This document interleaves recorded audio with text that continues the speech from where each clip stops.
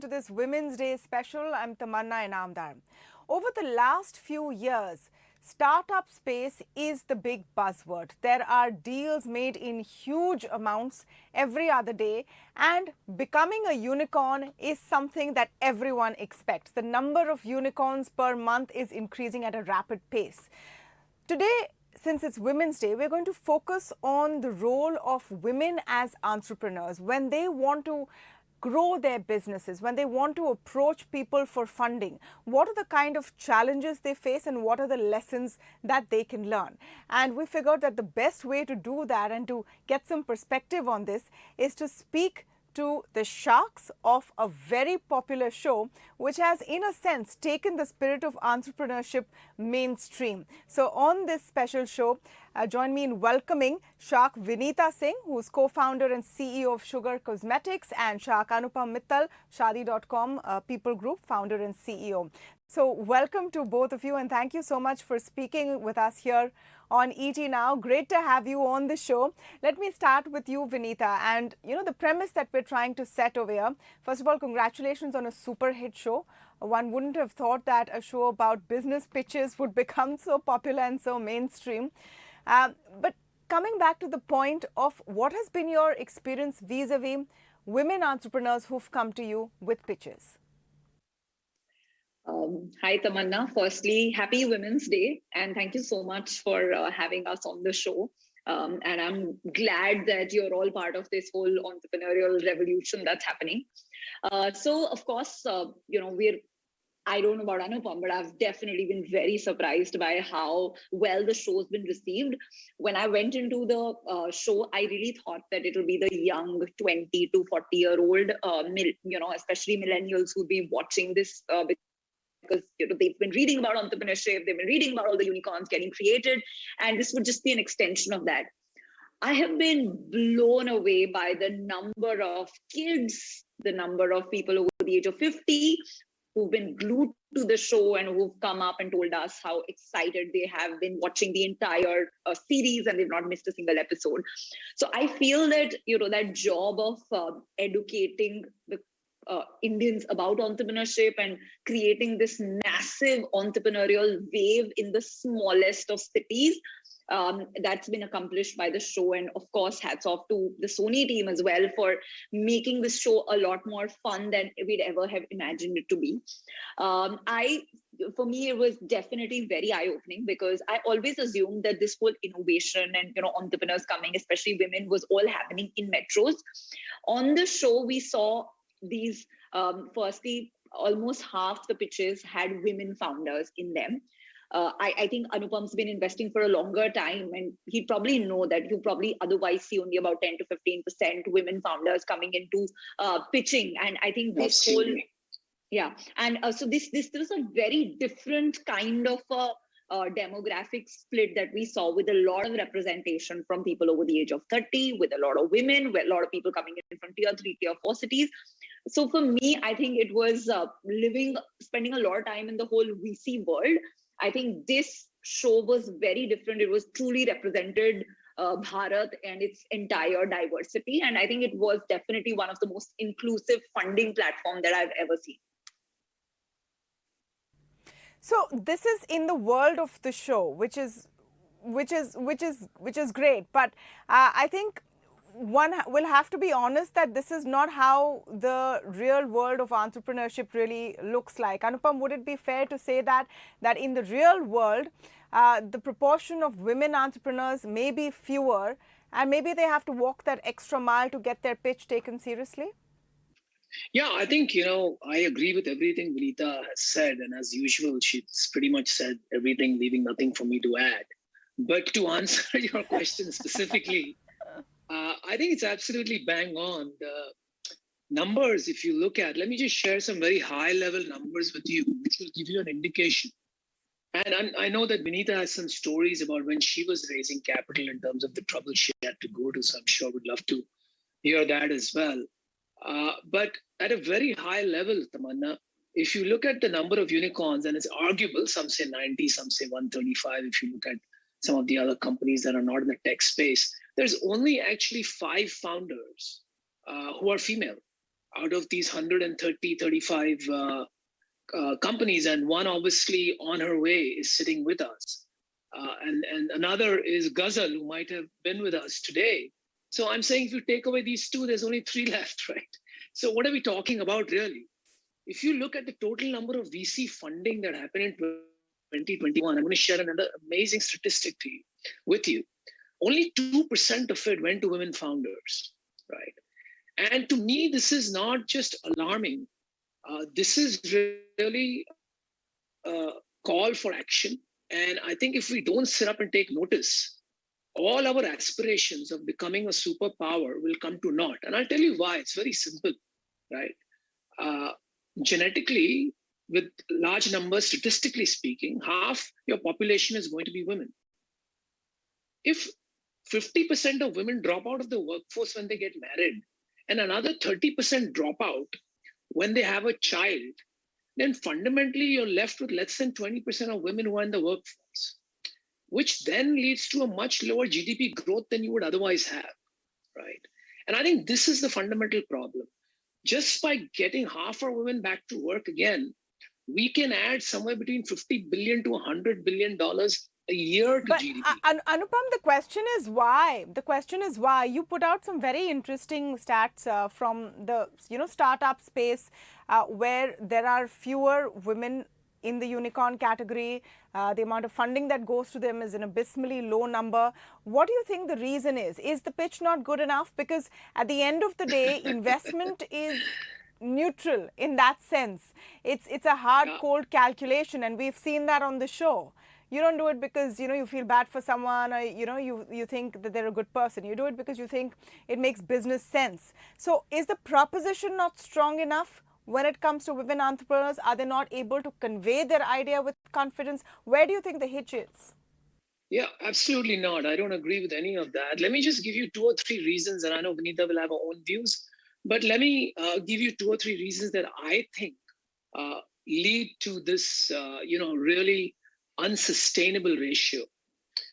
Let's start with Shark Tank, first of all. Shark Tank saw a 50% representation of women founders, right? So all you have to do, assuming men and women are smart, and I was born with that assumption because my sisters and my mother pounded it in my head. And for me, it's a very real thing. And since we have the same intelligence, then fundamentally you should end up investing in 50% of women's startups, which is what, when I looked at my investments in Shark Tank, half my investments were in women entrepreneurs. And that is not deliberate. It just so happened because I fundamentally operate with the assumption that men and women, I beg your pardon, have the ability to build as good companies as each other. I don't think there's a belief in that across the system. And I'm not saying it's conscious, but very subconsciously, men have biases towards a certain personality kind and towards a certain gender. If you look at the VC world or the PE world, less than 15% of women are in leadership positions. Now, again, I'm not saying that these people are doing it deliberately, but because of that subconscious bias, you end up funding very aggressive male type A personalities, and that's what you see in the ratios. That's one problem.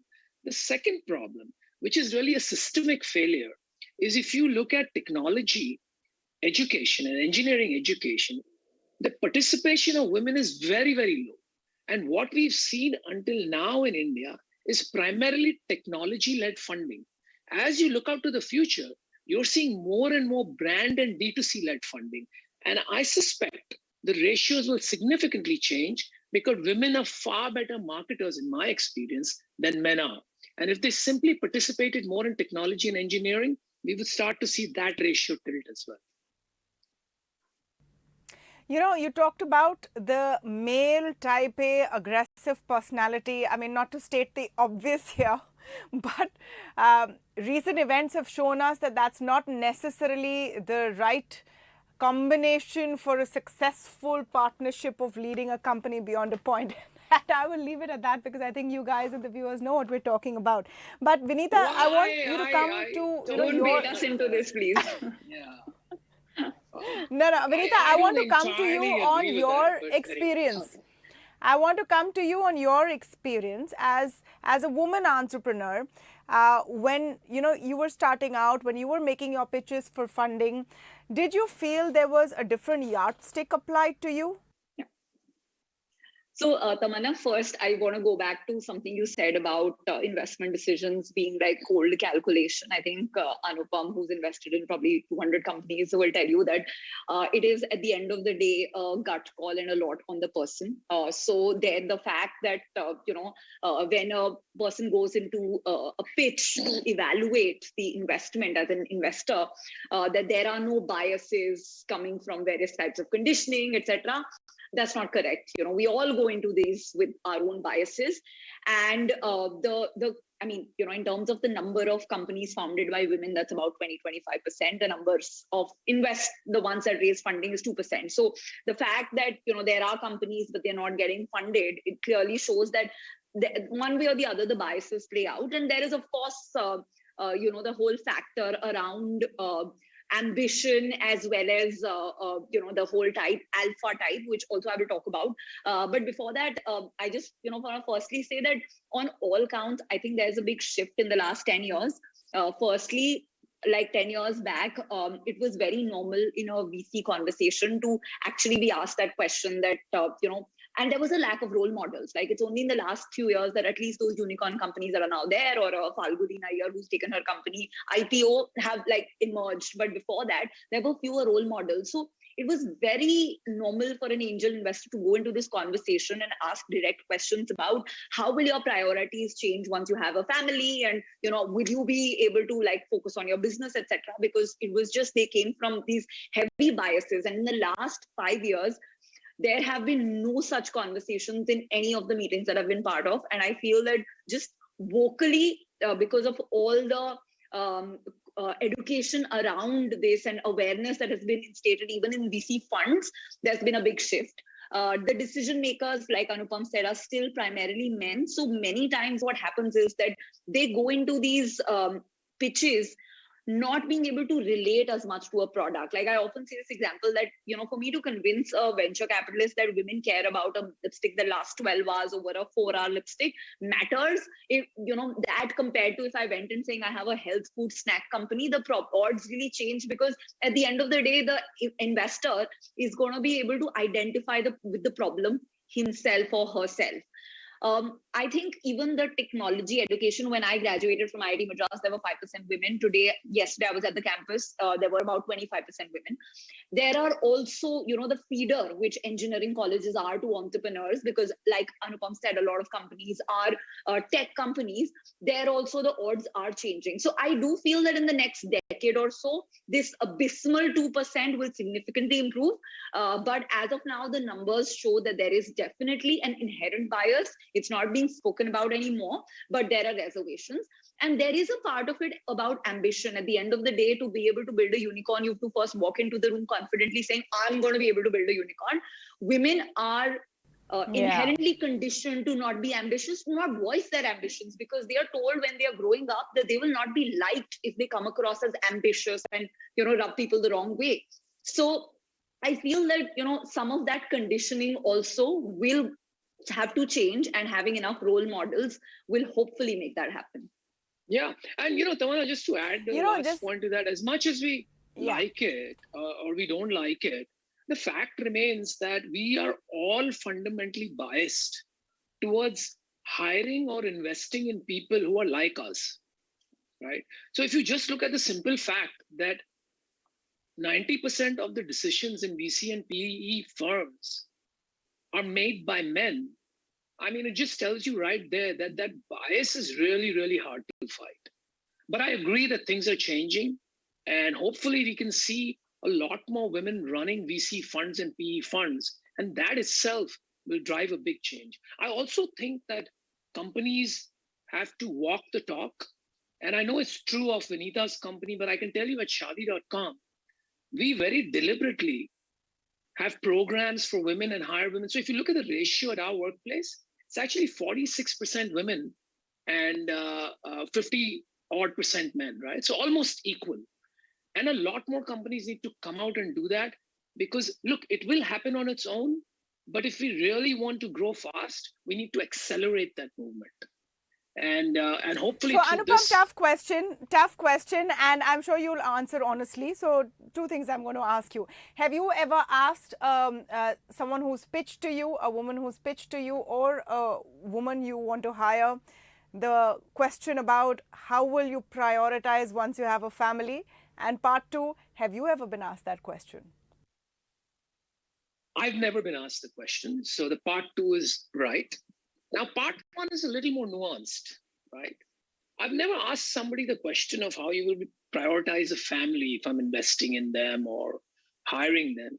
But I have to be honest, right? Sometimes we've hired for positions that I need to have a delivery done of, XYZ project within the next 12 months, right? And for me at that point, it becomes really important to understand what that person's plans are vis-a-vis family, right? Because if that project is so critical, for example, that I have to get it out in a year, but if the person's priorities are not sort of focused on work for the next year, it becomes really, really hard. So I have, in my own delicate way, in occasional cases, tried to understand that, but only when it really mattered to the outcome. Otherwise, to me, it's not something I think about at all. Right? I would ask the same question to a man in a different way, right? I would probably try to understand that. You would ask a man whether he was planning to start a family in that year, and it would matter if he was? No, I would ask the man what his plans were or priorities were for the next 12 months, right? If this project was so critical to me and I needed somebody in charge to get it out in time, and I'd really dive down deep to understand that, right? Because the success of that project would depend on that individual's priorities. So that line of questioning, sure, and I'm not cornering you. The reason I want to explore this is because you talked about nuance, and this is a very real issue and concern for people either investing in a business or for people who are hiring at key positions and at high levels. That's why you've seen the number of women in a workplace increase, perhaps, but as you move to the top, the number of women thins out. And I want to get Vineeta in on this point. Do you think that information matters?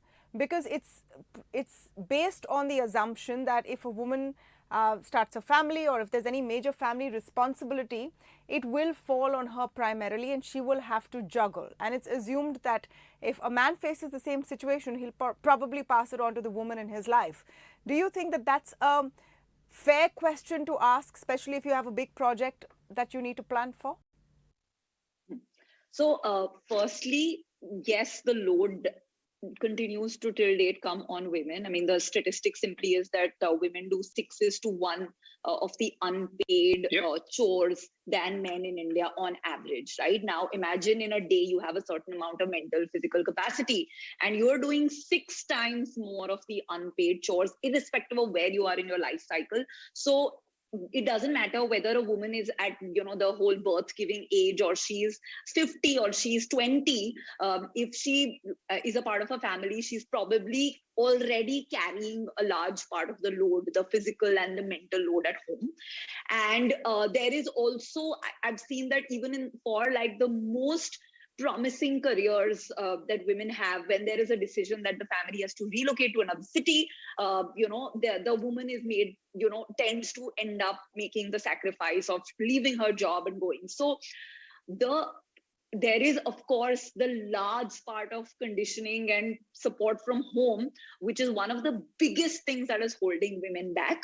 I personally would never ask this question, primarily because of the fact that women are so used to doing a lot more with their lives that they're probably, I would probably ask somebody, are you okay to work 15 hours a day for the next 12 months?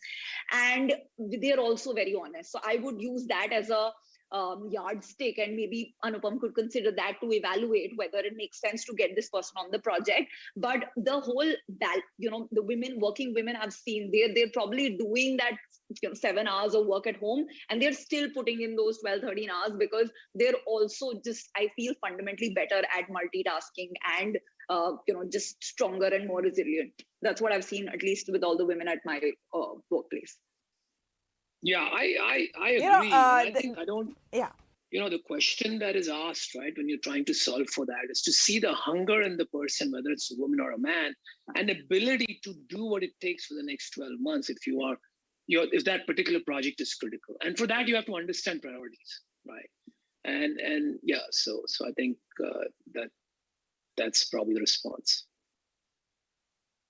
Yeah. So, I think this is an important message to send across for whoever is watching this. They have to keep in mind that it takes so much more for a woman to just get there, and she's going to work doubly hard for that same opportunity because she knows she has to prove herself 10 times over. But let me come to some fun stuff about the show now. We've had all of the serious talk. Vineeta, what is your most memorable pitch on the show's first season? And if it's from a woman entrepreneur, please do let us know.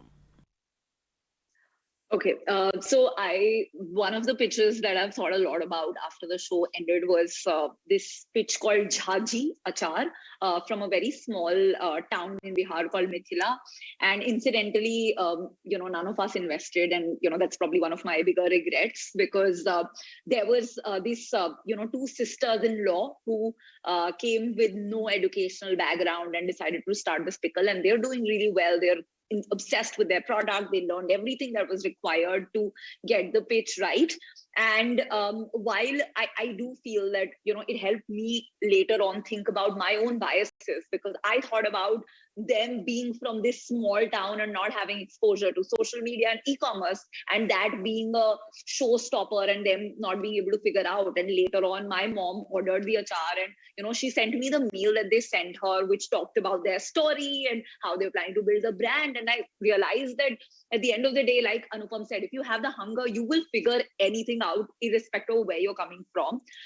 Successful entrepreneurs come in all shapes and sizes. When I was, did my first startup and it failed, my thought was, oh my God, I am no Steve Jobs. I am not a genius and I'm not great at sales. I'll never be able to be an entrepreneur. And it was only over the next many, many years of struggling and failing and figuring it out that I realized that, there's not just one recipe to be a successful entrepreneur, and they can actually come in all shapes and sizes and gender. And sometimes I myself can let those stereotypes hold me back. But yeah, so which is why for me, it's one of my most memorable pitches. What an amazing story. Maybe there is still an opportunity to do something with this particular company. Anupam, you want to come in with an interesting and memorable I've been sort trying of pitch? Speaking of Jhaji Pickles, my team has been trying to get in touch with them because I felt the same as Vineeta did. And I said, look, it's okay if Shark Tank's over. Let's at least try to see what they're up to. And if they need help now, funding now, we can do it. But those two women have gotten so busy after Shark Tank and being aired on national TV, they're barely able to keep up with their orders, leave alone getting back to me. Believe it or not. But, Rohit is, somebody who works with me, is on their case. And hopefully we'll figure out soon exactly what they're up to. But, in terms of memorability, depends on how you're asking me that question, Tamanna. If you're asking me in terms of something that had a big emotional impact on me, that's one kind of memorability. The other is memorability from an amusement standpoint. So you tell me which one you want to hear about, and I'll tell you the answer. He said the fun part. You said the fun part? Yeah, I leave it to you. I think the amusing part sounds good because we've heard this great story about Jhaji Pickles. Yeah. Let's see what amused you the most. Do you mean the most ridiculous pitch you've got so far? I don't want to say ridiculous because, I've been surprised so many times in my life about things I've ridiculed, which have gone on to become successful. So I will never ridicule something, but sometimes you end up in situations that are hilarious, right? Just because of certain things that come together. So in this particular case, and, Vineeta will remember that very clearly, we had this gentleman who came into the tank, and the first question he asked is, can you tell me what your fantasy is? Right. And so all our jaws dropped and, we weren't expecting it. So we didn't know where to look and everybody was, just silent. And then he said, my fantasy is a round and deep, I'll say it in Hindi, Gol and Gehri Nabi. A round and deep belly button. Exactly. right? Now, when somebody starts out like that, your reaction is one of laughter, and you don't know how to react. And so we were all holding our folders in front of our faces, or at least the ones who couldn't control their laughter. I think Vineeta managed to somehow not burst out laughing. And then it just went from one level to another of hilariousness. I mean, we literally have tears running down our cheeks. And so I can never actually get that image out of my head. He had a little dancer. What was it? Who came What was out. the product? I'm Great, really great curious. What was question. the product? Well, he started with positioning the question or asking the question, right? My fantasy is goal and Gary Nabi. So his product was a solution to get a goal and Gary Nabi, something you had to put in your belly button and tape it up. And you're making that face of, oh my God, that's ridiculous. But look, I mean, good luck to him. And then what happened? I mean, You interestingly, never know. through the conversation, Tamanna, we figured out that he was an ex-employee of one of our co-sharks. And so that led to the second degree of laughter, where we just started, going at this co-shark about what did you do to this person for them to come up with this idea. And, it was just fun and games, to be honest with you. But it was very, very, very memorable. So, and there were many such incidents. So, talking about this stood out. And which is why I think that the show has got popular imagination. Otherwise, a show about business pitches, one would wonder why everyone wants to see it. But Vineeta, do you like the memes or do you hate the memes? I love the memes. I have very few, luckily. But I love them, and I use them all the time for all our internal conversation. Whenever I have to scream at somebody rather than just directly screaming, I will send like Ashni's meme saying, "Bhai, tu kya kar raha hai?" Or hum bhi bana lenge every time there's a competitor story, and I love it. That's hilarious. That's hilarious. Yeah. Yeah. You like it, Anupam? Is it your favorite part? The stand-ups and the impersonating you, the memes. Yeah. So here's the thing, right, Tamanna? I had always expected Shark Tank to be a big hit, right? And actually, I'd expected it to be a bigger hit than it was. And I'll tell you why. Most things in life that we take credit for becoming successful are really a function of timing, right? And my sense was that the timing for Shark Tank India, it's not about, don't think about it as business deals, right? It's just an intelligent show where people are giving away money. Up and coming desh mein, agar aap TV pe baith ke paise doge, then, people are going, it's going to catch their imagination. And I also knew the fact, because of the amount of women I have around me in my life, that all women mostly have these side hustle at home. Their husbands work, but they have a boutique running, or they're selling achar, they're selling from home, or they're selling some snacks. So they have a desserts business. And in the last 2 years, media, you included and your channel included, has done such an incredible job of talking about entrepreneurship and talking about our unicorns and what young entrepreneurs are doing, that there was already the zeitgeist bubbling up, right? About entrepreneurship, or ye hota kya hai, right? Everybody in India understood business, but so far in India, nobody had understood business at scale and speed. So when a show comes out at a time like that, when you're reading every week in the newspaper, 5 more unicorns, girl from small town becomes billionaire, or whatever that is, right? Suddenly you're asking the question, bhai, mere business mein kya, what's wrong with my business that I can't achieve those heights? And then and everyone has some idea at the back of their mind. And to that you add entertainment, package it in a nice show, which is crisply edited, more power to Sony, put it in prime time. And so I expected that, but your question was about the memes. No, I didn't expect that. The social media aspect surprised me a lot. I had no idea it would blow up into something so big. And the kind of recognition we've gotten, I mean, being recognized as one of the faces of entrepreneurship in India is huge, right? And you guys are celebrities this is something. now. You guys are celebrities.